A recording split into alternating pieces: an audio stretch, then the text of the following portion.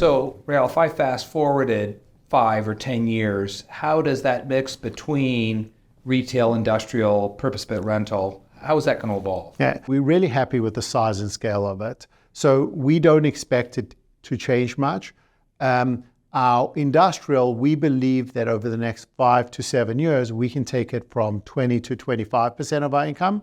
And then given how long the development cycle is on purpose-built rental, we, again, don't expect it to move meaningfully over the next 5 to 7 years. So fast forwarding, I would say retail would stay the same size in aggregate, but as a percentage of our income will probably be closer to 70%, 25% industrial, and then 5%